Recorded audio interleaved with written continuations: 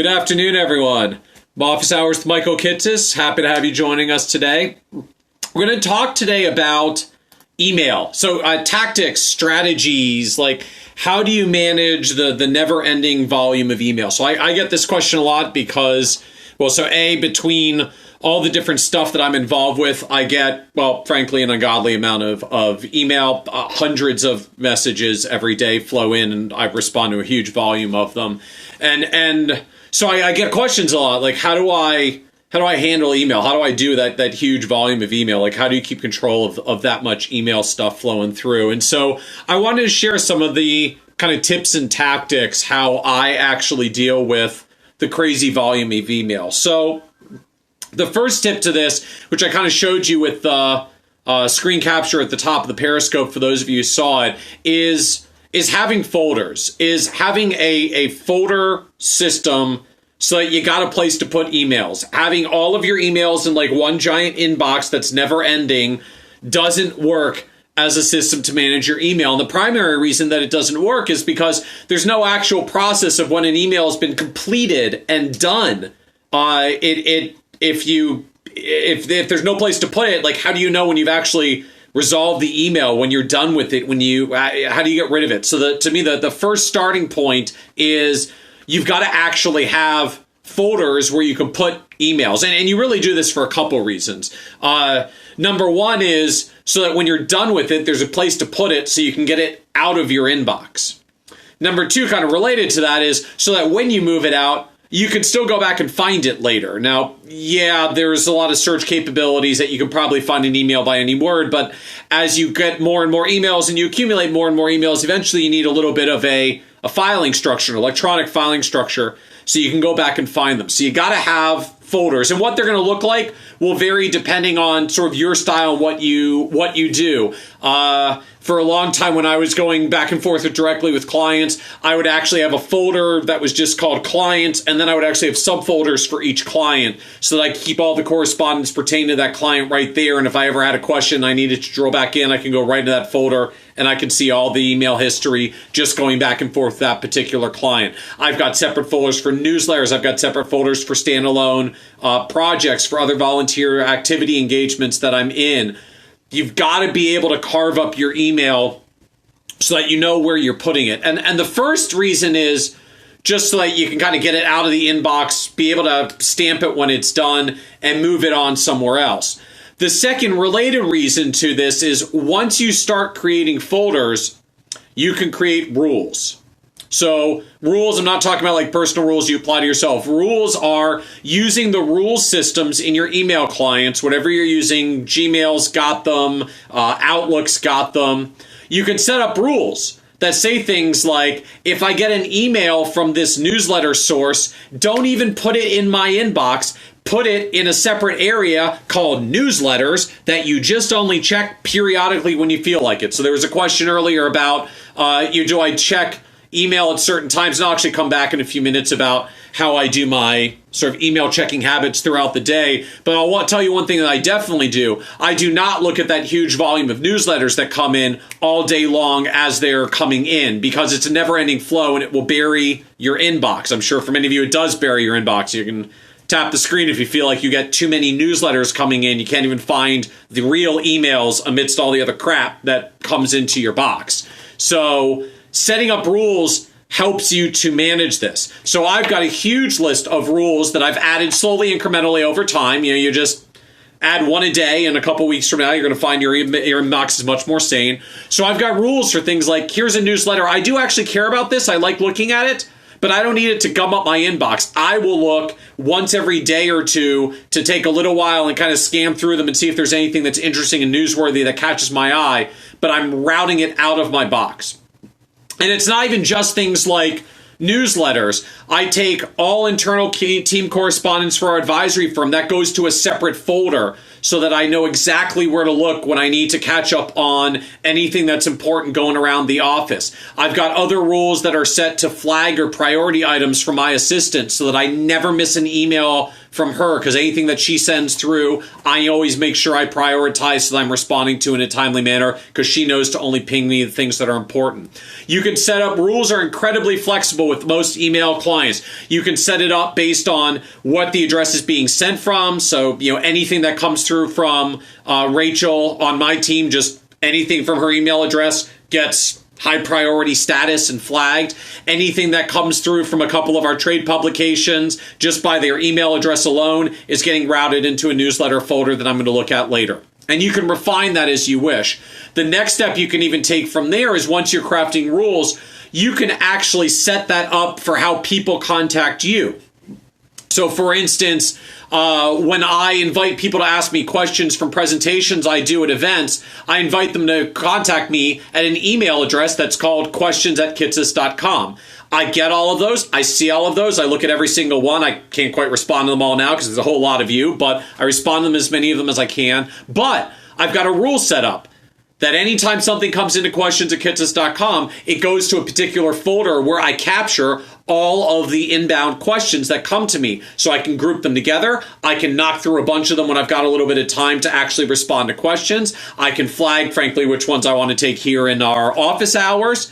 And I've got a structure to it so that my main inbox is not jammed up with all the questions that come in, managing them to a specific location. And for most of you, you can do this. You may have to contact whoever helps you out in setting up your email, setting up what are called alias email addresses. So just alternate versions that ultimately come to your inbox, but have an alternative email name, is incredibly easy to set up. It takes a minute or two once you know what you're actually doing with your email configuration. And I've probably literally got 20 or 30 of them now, different specialized email addresses that I use for special situations that I give to people in those circumstances, so that I can be certain when they contact me as a follow-up, those emails are going where they're supposed to. I can manage them, I can track them down, and I can respond accordingly. So not only having rules, but actually having specialized email addresses for that. The second thing that lets you do is create what are called autoresponders. So most of us are familiar with the classic autoresponder out of office. Hey, thanks for contacting me. I'm away on vacation. I'm not here right now. I'll be back next Tuesday, and you'll see me then. That's a very generalized version of a autoresponder that we happen to use commonly. But you can go much more in depth than that. Any software that lets you do rules where you route emails around can also create the opportunity for you to have automatic responders. Here again, you might split it up. So anybody that actually comes to me with a personal email, I'm not setting up an autoresponder for that. That's coming to me directly. But if you're sending me an inquiry because you've got a question because you saw something from my presentation, not only is that going into the questions folder, but I'm actually going to have the courtesy of send you a reply. It goes out automatically. It says, thanks for contacting me. Unfortunately, I get so many questions, I can't respond to everyone, but I will do my best to respond to you. In the meantime, here's the information on my site. Here's how you search the archives on my website. Here's a reminder about where to find the materials, so that if you've got a question, hopefully I can actually give you the information so you can get an answer yourself. And if you've still got a question beyond that, well, I'm going to respond to you when I can from the question that came in. But you don't just send an email in and kind of wonder, did you send it off into another space? Who knows whether any response coming back, right? You can all put yourself in that situation. Think of when you emailed someone, or you emailed some business, you emailed some service, and you sent an email and nothing came back for a while, and you're sitting there wondering, like, I wonder if they even got it. Do I need to send another one just to make sure the first one got through? So setting up autoresponders helps people with that, both to confirm that they got the email and to set the expectations. I set the expectation that email, you may not hear from me right away. It doesn't mean I didn't get your email. It means, unfortunately, I just get too many of them to respond to everyone. But for some of the other email addresses that I've set up that are meant to come to me more directly, you might get something that says, hey, thanks for contacting me about potentially speaking at your event. I'm going to be back to you, or my assistant will be back to you in 24 hours to understand more details about your event. So you can actually set the expectation for the response, including whether you're actually more likely to respond to it soon, or if realistically you may not be able to. At least you're being clear about that as well. The next thing I suggest for managing the overload of email is actually unsubscribe from stuff. I'm constantly amazed when I talk to a lot of advisors. They're saying they're so overwhelmed by all the emails I come in. I say, well, do you ever unsubscribe from those lists? And it's kind of an awkward silence. If you are getting lots of emails of things that you know you never read, you're really never going to read, scroll down to the bottom of that little email and click the unsubscribe button and stop getting them. Now, there was actually a point like 10 or 15 years ago where this was sort of bad. If you unsubscribe, the companies would say, oh, awesome, it's a live email address. We're going to sell it to other marketers because now we know it's a legit email address because someone actually did something, even if they was clicked unsubscribe. That's long since gone. The Can't Spam Act basically made that indirectly illegal. Now you unsubscribe, you're just going to get rid of another email that comes to you from time to time. So if there's stuff that you find that regularly hits your inbox that you don't read, take a hard look at it and say, do you really still need to be getting that email? And I know for some of you, you probably get so many of these, it's a little overwhelming. So my goal, my suggestion to you is just every day kind of skim through some of the recent messages that came in, find 2 or 3 emails that just really don't matter and don't add any value to your life, and unsubscribe from them.